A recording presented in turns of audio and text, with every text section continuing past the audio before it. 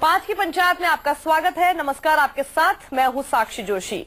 राष्ट्रपति के लिए एनडीए उम्मीदवार रामनाथ कोविंद ने आज अपना नामांकन भर दिया। नामांकन के दौरान प्रधानमंत्री नरेंद्र मोदी से लेकर आडवाणी, मुरली मनोहर जोशी, अमित शाह और बीजेपी शासित राज्यों के मुख्यमंत्री मौजूद रहे। एनडीए के सहयोगी दल भी नामांकन में साथ थे। वहीं रामनाथ कोविंद की टक्कर में कांग्रेस ने मीरा कुमार को मैदान में उतारा है। कांग्रेस ने बीजेपी की तरह ही दलित कार्ड खेला है। अब दलित बनाम दलित की लड़ाई में सियासत शुरू हो गई है, लाजमी है। 5 की पंचायत में हमारा सवाल है कि क्या दलित के राष्ट्रपति बनने से दलितों के अच्छे दिन आएंगे और क्या राष्ट्रपति की कुर्सी जाति के लिए रिजर्व है?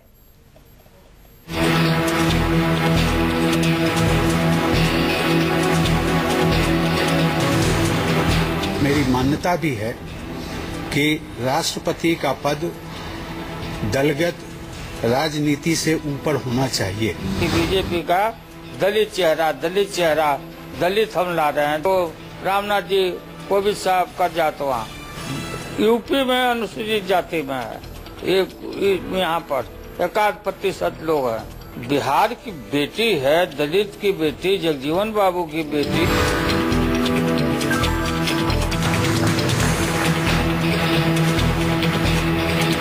पर बिहार की बेटी या उत्तर प्रदेश का बेटा, क्योंकि रामनाथ कोविंद जी भी उत्तर प्रदेश से हैं और हम कहेंगे उत्तर प्रदेश का बेटा है। कांग्रेस कमजोर वर्ग के व्यक्ति को राष्ट्रपति ना बने, इसके लिए दांव खेले। अगर मीरा कुमार जी को बनाना था तो वो नाम रखती। लालू जी डरे हुए हैं, नीतीश कुमार अपना लाइन ले चुके हैं। लालू जी को सोचना है, लालू जी को बहुत हिम्मत है, बड़ा भारी बहादुर बनते हैं तो सरकार से समर्थन वापिस लें। तो डरे हुए तो सभी रहते हैं। चलिए चर्चा को शुरू करते हैं। सुधांशु मित्तल हैं, प्रवक्ता बीजेपी के, हमारे साथ जुड़ चुके हैं। अशोक भारती साहब जो कि चेयरमैन हैं नैकडॉर यानी कि national conference of Dalit organisations, वो यहाँ पर स्टूडियो में मेरे साथ मौजूद हैं। प्रेमचंद्र मिश्रा, प्रवक्ता कांग्रेस के, और साथ ही डॉक्टर कौशल कांत मिश्रा जो कि आरक्षण विरोधी हैं, ये हमारे साथ फोन लाइन पर जुड़े रहेंगे। सुधांशु जी, हमने तो पहली बार सुना है कि राष्ट्रपति भी दलित होता है या फिर राष्ट्रपति की कुर्सी भी जो है ना उसकी जाति होती है। अब जब जाति होती है तो जरा बता दीजिए कि क्या दलितों के अच्छे दिन आ जाएंगे अब?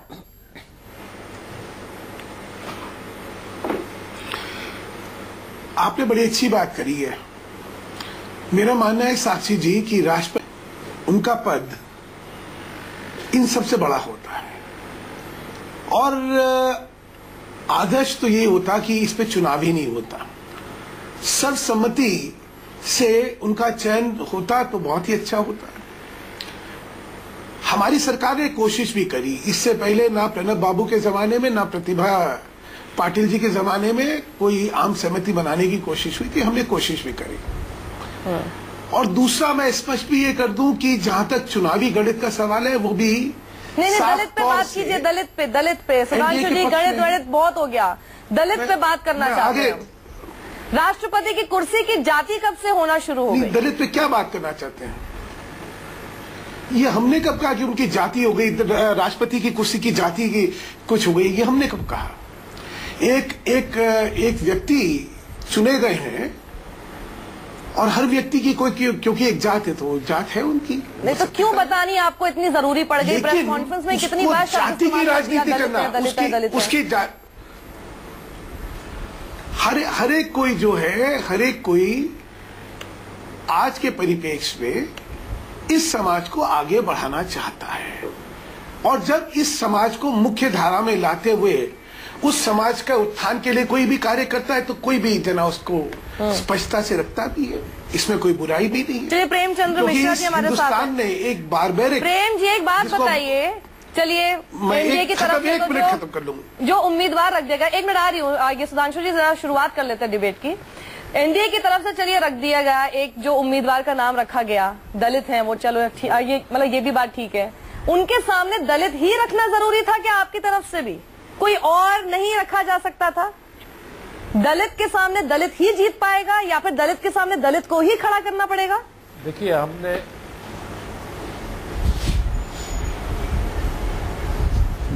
देखा होगा जब अमित शाह जी ने कोविंद जी के नाम की घोषणा की थी तो अपने प्रेस कॉन्फ्रेंस में उन्होंने 4 बार ये बताया कि कोविंद जी दलित समुदाय से आते हैं। तो आप 8 बार बता देंगे क्या? कहीं उन्होंने दलित कार्ड खेलने के लिए बार बार दलित शब्द का प्रयोग किया था।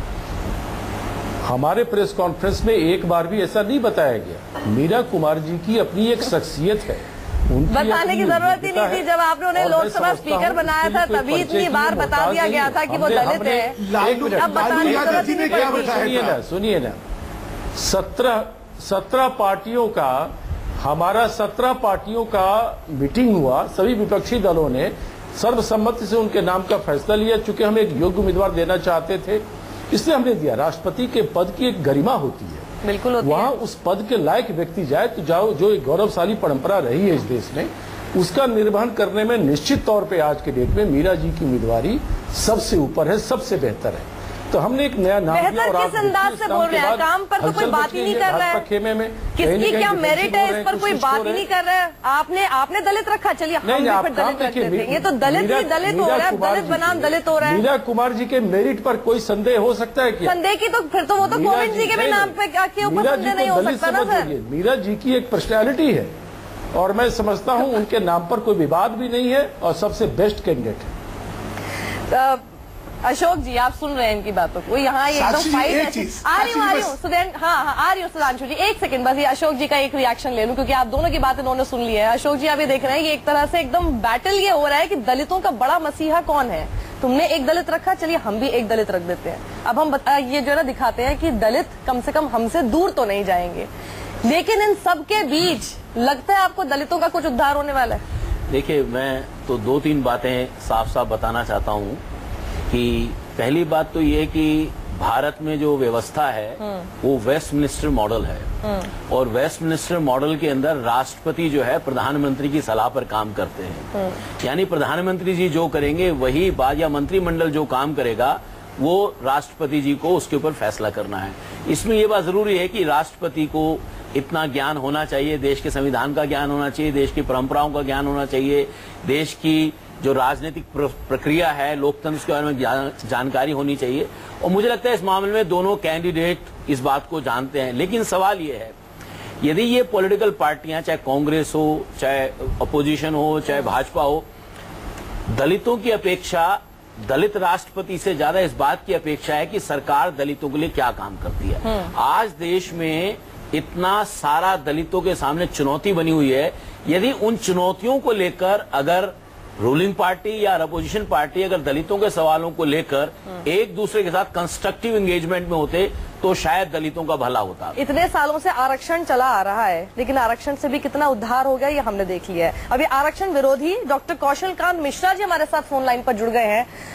कौशल कांत जी, मेरा आपसे भी सवाल यही है, क्योंकि आप इसका एक अलग तरीके से जवाब देंगे।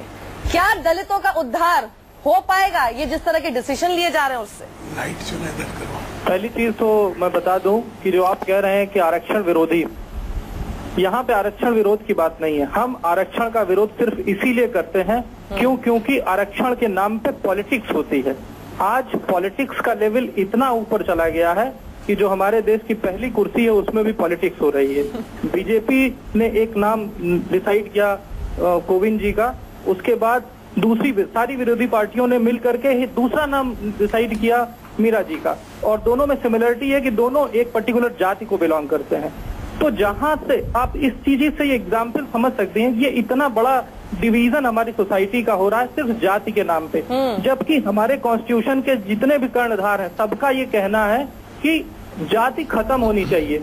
जब हमारे देश के राष्ट्रपति का चुनाव ही जातिवाद पे हो रहा है तो हमारे देश राष्ट्र कभी जातिवाद मुझे नहीं लगता। शुरुआत की बीजेपी या फिर एनडीए हम कहें उन्होंने। सुधांशु जी जवाब दीजिए इसका, क्यों शुरुआत ही जाति के नाम पर की गई? क्यों प्रेस कॉन्फ्रेंस में कम से कम 4 बार आपने दलित का नाम लिया? क्यों रामनाथ कोविंद की तरह मेरिट के तौर पर नहीं नाम लाया जा सकता था और सिर्फ दलित बोलना ज्यादा जरूरी था आपके लिए?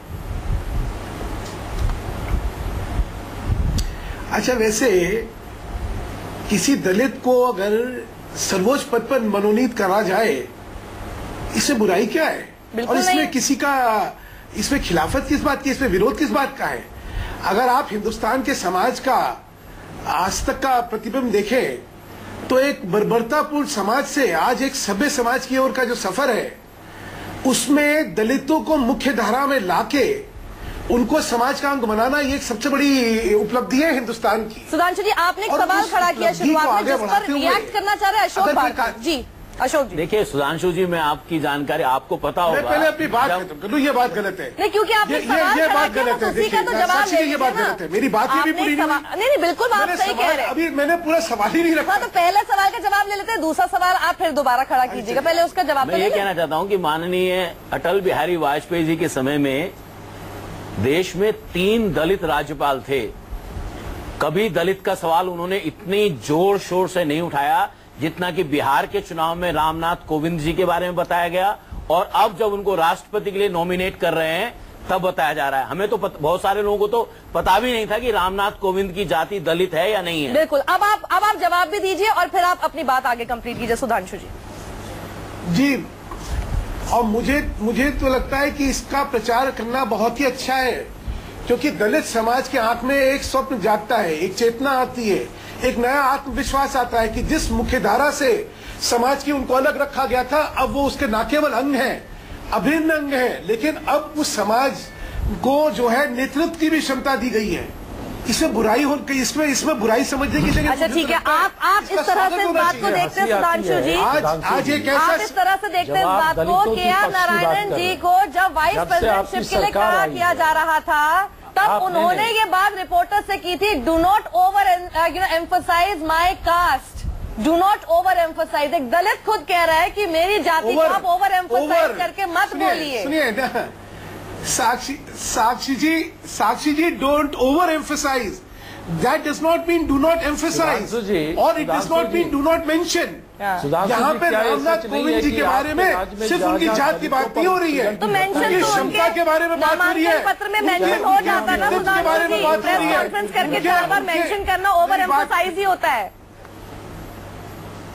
चार बार ओवर एम्फेसिस छोड़ दीजिए, उसके बाद 15 बार उनके अन्य गुणों के बारे में चर्चा हुई है। कितने संघर्षपूर्ण, वही तो हम कहना चाह रहे हैं कि फिर वो बेईमानी हो जाती है। सुधांशु जी, अगर दलितों के इतने हितैषी हैं तो रोहित वेमुला वाले केस में कार्रवाई कीजिए। सहारनपुर में दलितों को क्यों फंसा रहे हैं, उनके बच्चों को जेल में क्यों बंद किया हुआ है, दलितों पे जो 50,000 से ज्यादा एट्रोसिटी हो रही है, प्रमोशन में जो प्रोन्नति का मामला है, आपकी सरकार क्या कर रही है? और दलितों के हितैषी बनिए, लेकिन ये काम भी कीजिए ना। यहाँ बात क्या केवल शक्लमत की बात मत कीजिए। वो ये कह रहे हैं कि दलित, साक्षी जी, हम लोग अगर चर्चा कोई अगर हम एक चर्चा जो है सभ्य चर्चा करें, एक मानसिक तौर पे संतुलन खोए व्यक्ति के साथ आप मुझे बैठाएं। अरे सुधांशु जी, आप ऐसे कैसे बात कर सकते हैं किसी के बारे में? नहीं, मैं आपको अलाउ नहीं करूंगा। कोविंद के बारे में सुधांशु जी, मैं आपको अलाउ नहीं करूंगा। आप या तो माफी मांगिए इस चीज के लिए। नहीं, इसमें वेमुला कहाँ गए? हमारा आप ऐसे कैसे बोल सकते हैं मानसिक संतुलन खोए? हमारा वेमुला से क्या लेना देना, ये भी बताइए जरा। नहीं, वो आपसे बिल्कुल वाजिब सवाल कर रहे हैं। सुधांशु जी, उत्तर प्रदेश में आपकी सरकार है, केंद्र में आपकी सरकार है। अगली बार मैं पूछ के आऊंगा कि किसके साथ बैठा हूँ। ऐसे नहीं होता, राज्य में भी आपकी सरकार है। पर्सनल कमेंट्स मत कीजिए प्लीज। देखिए, आप बहुत वरिष्ठ नेता हैं, बहुत वहाँ पे हमारी सरकार नहीं है, अच्छा नहीं लगता। देखिए, देश देख रहा है। नहीं, हमारी सरकार नहीं है, संतुलन न खोइए। यूपी में तो आपकी सरकार है, आप सरकार में आप बहुत संयम बिना खोए भी इसका जवाब दे सकते हैं। आप तो समरसता की बात करते हैं, समरसता की भाषा यही होती है। देखिए, डिबेट को डाइवर्ट कर रहे हैं। बिल्कुल नहीं, डिबेट को हम बिल्कुल डाइवर्ट होने नहीं देंगे। हाँ जी, प्रेम जी, आप इसका जवाब भी देना चाहते थे? आपको परेशानी नहीं होनी चाहिए। तो जी, सुनिए, अपनी बात नहीं, एक मिनट। मैं ये जानना चाहता हूं कि ऊना में, सहारनपुर में रोहित वेमुला के मामले में इतनी किरकिरी बीजेपी सरकार की, मोदी जी की हुई है, एंटी दलित, ये लोग बाय नेचर एंटी दलित हैं। उन विफलताओं को छुपाने के लिए आपने एकाएक कोविंद जी का नाम लाया है। आपने कभी विपक्ष से कोई परामर्श नहीं किया। ठीक है, आपका कोई, ठीक है, जवाब ले लें। सुधांशु जी मुस्कुरा रहे हैं, तो कम से कम मैं एक्सपेक्ट करूंगी कि मुस्कुराते हुए जवाब देंगे। बिल्कुल, आपका पाखंड है। एक मिनट। अगर कोविंद जी में, एक मिनट, कोविंद जी में और मीरा कुमार जी में कोई तुलना किया जाए, कोई निष्पक्ष आदमी से पूछे तो कहेगा मीरा कुमार बेस्ट कैंडिडेट है। नहीं, ऐसे तो हम लोग नहीं। कोविंद जी का क्या कंट्रीब्यूशन है दलितों के लिए, सिवाय मिश्रा जी भ्रष्टाचार के आरोपी सहारनपुर के मसले में, झूठी सहारनपुर के मसले में, रोहित वेमुला के मसले में, लेकिन मीरा जी का एक बैकग्राउंड है। ऊना के मसले में मीरा कुमार जी का भी कोई बयान नहीं था। ठीक है, हाँ, बिल्कुल आप सही कह रहे हैं। और आप दोनों ने बोलते, कम से कम आप जवाब तो ले लें। प्रेम जी जवाब ले लें, प्लीज, फिर बहुत ज्यादा समय नहीं बचता है। सुधांशु जी जवाब। अरे सुधांशु जी क्या जवाब देंगे? वो तो मुस्कुरा रहे हैं। इनको जवाब सहारनपुर पर देना होगा, ऊना पर देना होगा। आपको दलित प्रेम आपके लिए कब से आ गया? आप कब दलित की हितैषी हो गए? आप तो पूंजीपतियों की हितैषी। क्या बात कर रहे हैं आप? यहाँ कर रहे हैं आपका कोई कमिटमेंट दलितों के लिए नहीं रहा है। दलितों के खिलाफ काम किया है और उन चीजों को ढकने के लिए अब एक चेहरा ले आए। ठीक है, अब जरा जवाब तो ले लें, जवाब तो ले लें सर, जवाब प्रेम जी, हाँ जवाब ले लीजिए। सुधांशु जी प्लीज बोलिए। देखिए वो मुस्कुरा रहे हैं, वो जवाब क्या देंगे? उनकी पोल खुल गई, चूहे खाकर बिल्ली चली। चुप रहिए ना, थोड़ा तो तमीज रखिए। आप बोल रहे हैं तो मैं चुप हूं ना। एक एक करके बात कीजिए। क्यों इतना बौखला रहे हैं? अच्छा ठीक है, सुधांशु जी जवाब दीजिए। अरे आप बीजेपी वाले तमीज सिखाएंगे? आप तमीज सिखाएंगे क्या? चुप रहिए। आप यहाँ पैनल में बैठे लोगों को पागल कह रहे हैं और तमीज सिखा रहे हैं। प्रेम जी देखिए ना, आप भी वही कर रहे हैं जिसका आरोप आप थोड़ी देर पहले सुधांशु जी पे लगा रहे थे। एकदम चुप रहिए। आपकी औकात नहीं है बात करने की। डिबेट को डाइवर्ट मत कीजिए। How can you speak like this? नहीं, डिबेट को डाइवर्ट मत कीजिए प्लीज। सुधांशु जी से जवाब तो ले लेना। You are behaving in an ill managed fashion. RSS का कार्यालय नहीं है। You are an ill managed man behaving in an ill managed fashion. आप दोनों थोड़ा शांत हो जाए। मैं दोबारा आऊंगी आपके पास। मैं आपके पास दोबारा आऊंगी। थोड़ा सा पानी पीजिए, आप दोनों के पास रखा होगा। डॉक्टर कौशल कांत मिश्रा हमारे साथ फोन लाइन पर है। कौशल कांत जी, मैं अहम सवाल अब यही है, आरक्षण आरक्षण आरक्षण करते करते इतने साल बीत गए, लेकिन जो स्थिति है दलितों की वो आज भी वही है, आज भी वही की वही है। और आज जब हम राष्ट्रपति पद की बात करते हैं, वहां पर हम दलित वर्सेस दलित करते रहते हैं। या हारेगा तो एक दलित, लेकिन वाकई आपको लगता है जीत भी दलित की होगी? मुझे नहीं लगता। जब तक दलित खुद अपनी दलित आइडेंटिटी को नहीं छोड़ेगा तब तक जीत कभी नहीं होगी। जब तक दलित बन के अपने बेनिफिट को लेना चाहेगा उसकी जीत कभी नहीं होगी। अगर दलित को जीतना है तो उसको दलित के परचम से निकलना होगा और एक नॉर्मल इंडियन सिटीजन की तरह आगे आना होगा। तभी उसके कोई भी सम्माननीय व्यक्ति, मीरा कुमार जी इतनी सम्माननीय है, कोविंद साहब इतने सम्माननीय है, लेकिन आज हम उनके लिए क्या कर रहे हैं कि वो दलित हैं इसलिए हम उनको क्रिटिसाइज कर रहे हैं। ये गलत है। सुधांशु जी मुझे कंप्लीट करने दीजिए। यहाँ पे आज बीजेपी आज पावर में आई है तो आज वो दलित का फेवर कर रही है। अब ये चीज दूसरी पॉलिटिकल पार्टीज को अच्छी नहीं लग रही है, जो मैं समझ रहा हूँ एज ए न्यूट्रल मैन, जो दूसरी पॉलिटिकल पार्टी को अच्छी नहीं लग रही है। इसलिए कांग्रेस या जो दूसरी बिहार की जो लोकल पार्टियां हैं जो केवल जातिगत राजनीति पे आधारित है, वो सब बिल्कुल। चलिए हम लोग जरा सवाल का जवाब ले लो। सुधांशु जी, बिल्कुल दुख यहाँ दोनों कैंडिडेट्स को भी हो रहा होगा कि हमारे मेरिट्स इतने साल हमने राजनीति में निकाले, इतना कुछ हमने कर दिया, लेकिन आज हमारे बारे में जब बात होती है तो ये कि हम दलित हैं। आपने अभी अगर रामनाथ जी का बयान सुनाओ तो उन्होंने कहा कि राष्ट्रपति का पद इससे ऊपर है और इसको चर्चा का विषय नहीं बनाना चाहिए। तो इसलिए मुझे भी लगता है ये चर्चा का विषय अब नहीं बने तो अच्छा है। दूसरी बात ये कह दूं मैं आपको कि हम तो दलित विरोधी हैं। अभी ये दोनों कह रहे थे, विडंबना देखिए, इस देश में सबसे ज्यादा दलित एमपी किसके हैं? भाजपा के। एक भी दलित सीएम नहीं है, लेकिन दलित एक भी दलित सीएम नहीं है। सुधांशु जी मैं बोल दूं, मैं नहीं, आप बोलिए, मैं ऐड ऑन ही कर रही हूँ आपके स्टैट्स में ऐड ऑन कर रही हूँ मैं। आप देखिए, आप साक्षी जी ये गलत कर रही है। जब मैं अपनी बात रखूं उसके बाद जो प्रश्न नहीं, मैंने ऐड ऑन ही किया सुधांशु जी। इनके दलित प्राइम मिनिस्टर, इनके दलित मुख्यमंत्री है क्या? आज ये बोल रहे हैं प्रेमचंद मिश्रा, इन्होंने आज तक कभी दलित मुख्यमंत्री बनाया क्या? आप आगे चलिए, आपने राहुल गांधी दलित हैं। नहीं, आप मुझे बताइए, सोनिया गांधी दलित है, आपको सोनिया गांधी स्वीकार्य है, दलित स्वीकार्य नहीं है। राष्ट्रपति दलित बना रहे तो इसलिए दलित को आज क्या कर रहे हैं ताकि समाज में एक चेतना न जाए, तो हम इसको दलित बनाया। अब जिस तरह की राजनीति आप लोगों की होगी उसमें हम क्या कर सकते हैं? आप बताइए ना, राष्ट्रीय दलितों के लिए प्रवेश है। यस या नो, यस या नो, टेल द नेशन। नहीं, आप देश को बताइए, आरएसएस में सबसे ज्यादा स्वीकार्यता हमारे पास क्यों है? सबसे ज्यादा समर्थन हमारे पास, और हमें ये पाखंड नहीं चलेगा। नहीं, अगर ये दलित कैंडिडेट नहीं खड़े करते आप देश तो आपके पास समर्थन एकदम से छूटते ही नीतीश कुमार का नहीं आ जाता सर। 25,000 वोट से कम आरएसएस ने दलित क्यों नहीं बनाया गया? किसी दलित को आप चलते बस एक कमेंट सुधांशु जी और मिश्रा जी, मैं आपको एक छोटी सी बात जानकारी देना चाहता हूँ। सुधांशु जी ने जो कहा, देखिए, एक आज आपके पास बहुत सारे अनुसूचित जाति जनजाति के सांसद हैं, लेकिन एक समय में ये सारे सांसद कांग्रेस के हुआ करते थे। भारत की चुनाव की व्यवस्था ऐसी है कि उस चुनाव की व्यवस्था में अनुसूचित जाति जनजाति उसके साथ ज्यादा होते हैं, उसके साथ होते हैं। सुधांशु जी, फैक्ट तो यही है, शुरुआत आपने की प्रेस कॉन्फ्रेंस में 4 बार दलित का नाम ले लिया और उसके बाद अंत जो है वो विपक्ष कर रहे, दोनों तरफ से यही फाइट हो रही है। जाते जाते मैं एक बस 2 पंक्तियां पढ़ना चाहूंगी, डॉक्टर कुमार विश्वास की लिखी हुई है, उनको प्लीज पॉलिटिकली ना देखें क्योंकि उनको पहले मैं कवि मानती हूं।